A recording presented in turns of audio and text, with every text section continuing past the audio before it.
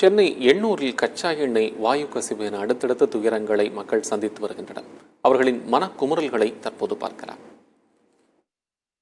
இந்த திருவெற்றியூர் பிடிச்சி இந்த கரையோர இருக்கிற கிராம மக்கள் எல்லாம் அகற்றிட்டு வெறும் ஃபேக்ட்ரியும் எதோ தொடங்குறாங்க. கடலோர பகுதி மீனவருக்கு தான் சொந்தம்.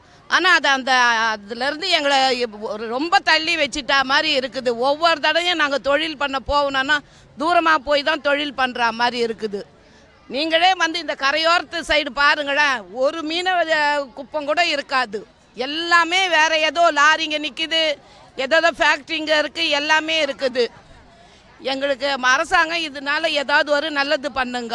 அந்த புகை விட்டாலே எங்களால் பேச முடியாது, தொண்டை அடிச்சுக்கிற மாதிரி இருக்குது. பெரியவங்களுக்கு இது மாதிரி இருந்தாங்கன்னா பசங்களுக்கு இன்னும் இது மாதிரி இருக்கும். அது இல்லாத பண்ணிடுங்கப்பா. எங்களுக்கு அந்த தொழில் இல்லாத ரொம்ப முடியாத போயிடுறாங்க. அந்த இரும்பில் வந்தாலே அந்த நெஞ்சு அடிச்சுக்கிற மாதிரி இருக்குது. ரொம்ப கஷ்டம் கொடுத்துருக்குது. அந்த மாதிரி இப்போ நாங்கள் இப்படி இருக்கிறோன்னா எங்கள் பசங்க எங்கள் பேர பிள்ளைங்க அதெல்லாம் இன்னும் அவஸ்தப்படுவாங்க.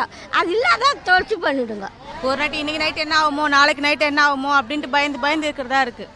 ஒரு நைட்டு 12 மணிக்கு ஃபோன் வருது, இந்த மாதிரி அது லீக் ஆகுதா, எல்லோரும் வீட்டை விட்டு எங்கேயாச்சும் போயிடுங்க, தூரமான இடத்துக்கு போயிடுங்கன்ட்டு. குழந்தைங்களெல்லாம் கூட்டின்னு அந்த டைமில் எங்கே போகிறதுன்னு தெரியாமல் நிற்கிற ரோட்லேயே. ஒரு நைட்டு இப்படி பயந்து எங்களால் இருக்க முடியுமா? அந்த கம்பெனி க்ளோஸ் பண்ணிவிட சொல்லுங்கள். இப்போ க்ளோஸ் பண்ணிவிடுங்க. க்ளோஸ் பண்ணுற வரைக்கும் இந்த போராட்டம் தொடர்ந்துட்டே தான் இருக்கும். இது இப்போ இருக்க சூழ்நிலையே கிடையாது. இது வந்து ரொம்ப நாள் முன்னாடி இருந்தே இருக்குது. நான் பிறந்ததுலேருந்தே இருக்குது. ஸ்மெல் வரும். இந்த மழை வந்துச்சுன்னா அதை கேஸ் லீக் பண்ணி விடுவாங்க.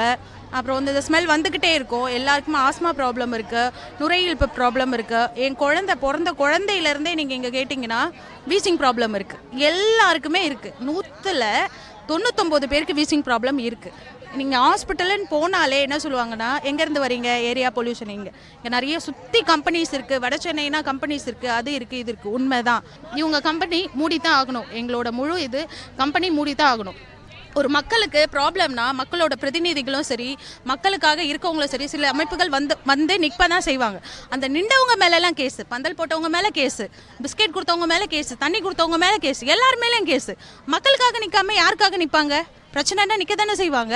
அவங்க மேலெல்லாம் கேஸ் போட்டிருக்கீங்க. அப்போ கம்பெனி மேலே என்ன நடவடிக்கை எடுத்திருக்காங்க? எங்களுக்கு கவர்மெண்ட் எங்களுக்கு தெரிஞ்சா சொல்லணும். இப்போ எங்கள் மேலே இத்தனை பேர் மேலே கேஸுன்னு வெளிப்படையாக நீங்கள் எல்லாருமே பேப்பரில் இதில் பார்த்துருப்பீங்க, போட்டிருப்பாங்க. இப்போ கம்பெனி மேலே என்ன செக்ஷனில் கேஸ் போட்டிருக்காங்க, எதை போட்டிருக்காங்க அப்படின்றது எங்களுக்கு தெரியணும் இல்லையா? அதுவும் எங்களுக்கு தெரிஞ்சாகணும். எங்களுக்கு உயிர் முக்கியம். இந்த கம்பெனியை இது பண்ணுங்கள், அதை கொடுக்குறேன், எங்களுக்கு எதுவுமே வேண்டாங்க. எதுவுமே எங்களுக்கு தேவை கிடையாது. எங்களுக்கு வந்து இந்த கம்பெனியை நிரந்தரமாக மூடணும், அவ்வளோதான். ஆக்சிடென்டல் சொல்கிறாங்க. ஒரு முறை 2 முறை நடந்தால் தாங்க ஆக்சிடென்டல். இது வந்து பல முறை வந்து அப்படியே கொஞ்சம் கொஞ்சமாக லீக்கேஜ். கேட்டால் வந்து சல்ஃபர் ப்ராப்ளம் தான் இருக்குன்ற மாதிரி, ஏதோ சல்ஃபர் ப்ராப்ளம் தான் இருக்குது, அமோனியா வந்து இது ஃபஸ்ட் டைம் அப்படின்ற மாதிரி சொல்லியிருக்காங்க. அப்படிலாம் கிடையவே கிடையாது. மழை டைம்லலாம் நீங்கள் வந்து பாருங்கள், நெஞ்சு அடைக்கும். 2 மணி 3 மணிக்கு அந்த கேஸ் லீக் பண்ணி விடுவாங்க. நெஞ்சு அடைக்கும், நெஞ்சு எரிச்சல் வரும், இரும்பல் வரும். அது காலையில் ஏஞ்சி கேட்டேன்னா ஆமாம்மா அப்படி தான் இருந்தது. நாங்கள் எங்களுக்குள்ளே அப்படியே போயிட்டே இருப்போம். இது வந்து எங்கள் அன்றாட வாழ்க்கையாகவே மாறிப்போச்சு.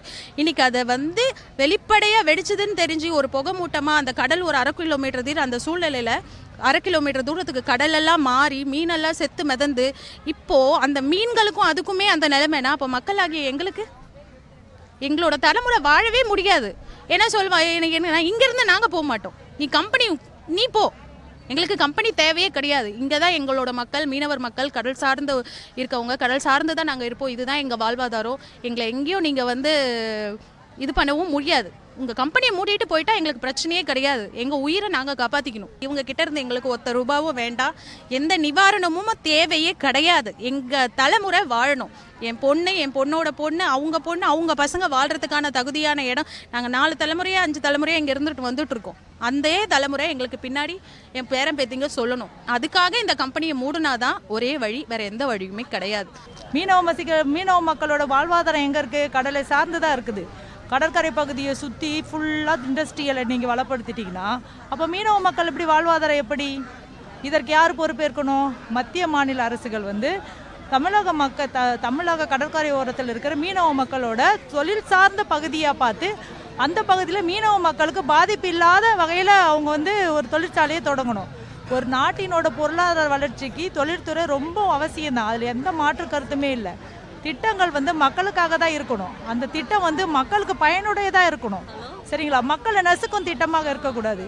இந்த பகுதியில் இந்த கம்பெனி வந்து ஃபஸ்ட்டு ஒரு சின்ன கம்பெனியாக தான் இருந்துச்சு. நாளடைவில் வந்து அது பெரிய அளவில் விரிவாக்கம் செய்யப்பட்டது.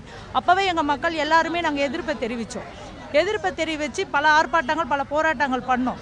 அப்போ என்ன உத்தரவாதம் கொடுத்தாங்கன்னா, எந்தவித டிசாஸ்டரும் இது மாதிரி நடக்காது, அமோனியா வாயுவால் எந்த பாதிப்பும் வராது அப்படின்னு உத்தரவாதம் கொடுத்ததன் அடிப்படையில் தான் எங்கள் மக்கள் சமாதானம் அடைஞ்சாங்க. ஆனால் இன்றைக்கி கடந்த 10 நாட்களுக்கு முன்னாடி அமோனியா வாயு லீக்கேஜ் ஆச்சு. இப்போ என்ன சொல்கிறாங்க, ஆக்சிடென்டலாக அமோனியா வாயு லீக்கேஜ் ஆகிருக்கு, இது எதிர்பாராத நடந்தது. அன்று இரவு மட்டும் எல்லா மக்களும் தூங்கியிருந்து நைட்டு 12 மணிக்கு மேலே 1 மணியோ 2 மணியோ இந்த வாயு கசிவு ஏற்பட்டிருந்தா தூங்குற அத்தனை மக்களோட நிலை என்ன? அதனாலேயே எங்கள் மக்களுக்கு 40 வயசுக்கு மேலே பார்த்தீங்கன்னா எதிர்ப்பு சக்தி ஃபுல்லாக குறைஞ்சி நிறைய கேன்சர்ஸ், மக்களுக்கு பார்த்தீங்கன்னா நுரையீரல் பாதிப்பு, கண் எரிச்சல். 15-20 வயசில் பார்த்தீங்கன்னா நிறைய மக்கள், மீனவ சமுதாய மக்கள் கண்ணாடியே போட மாட்டாங்க. ஏன்னா அவங்களுக்கு வந்து கண்ணோட பவர் அதிகமாக இருக்குன்றது இயற்கை நியதி. ஆனால் எங்கள் மீனவ சமுதாய மக்களை இப்போ 10-11 வயசு பிள்ளைங்களை நிறைய கண்ணாடி போட ஆரம்பிச்சிட்டாங்க. எல்லாம் இந்த அமோனியாவோட எரிச்சல்னால தான், இந்த அமோனியா பாதிப்புனால தான். நிறைய நுரையீரல் கோவிட் வந்தப்பவே பார்த்துருப்பீங்க, இங்கே நிறைய பேர் சஃபர் ஆனது கோவிலில் எங்கள் எண்ணூர் பகுதி மக்கள். ஏன்னா எல்லாருக்கும் நுரையீரல் ஃபங்க்ஷன் வந்து குறைஞ்சிருக்கு இந்த அமோனியா பாதிப்பால். ஸோ நாங்கள் பல போராட்டம் பண்ணதுக்கு அப்புறம் தான் இந்த தொழிற்சாலை நிர்வாகம் அமோனியா சிமினியோட ஹைட் வந்து இன்க்ரீஸ் பண்ணிச்சு. அன்னைக்கு உத்தரவாதம் கொடுத்தீங்க எந்த லீக்கேஜும் வராதுன்னு. ஸோ இன்னைக்கு ஏன் உத்தரவாதம் தரீங்க, ஒன்றும் வராதுன்னு? வந்துச்சுன்னா என்ன செய்வீங்க? அன்னைக்கு கொடுத்த உத்தரவாதம் நீங்கள் காப்பாற்ற முடியலல்ல, நீங்கள் மெயின்டைன் பண்ணீங்களா கரெக்டாக? வெளியே அது லீக்கேஜ் ஆக முடியாத, காப்பாற்ற முடியாத ஒரு நிர்வாகத்தை நம்பி நாங்கள் எப்படி எங்கள் போராட்டத்தை கைவிட முடியும்?